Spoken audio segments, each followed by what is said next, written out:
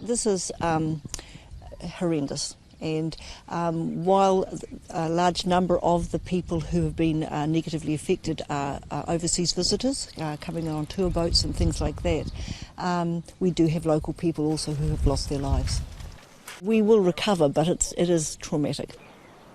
You can see a lot of people in really distressed states, lying and some sitting and with horrific looking injuries, and so then we decided to at that stage to help people, and that's what we did.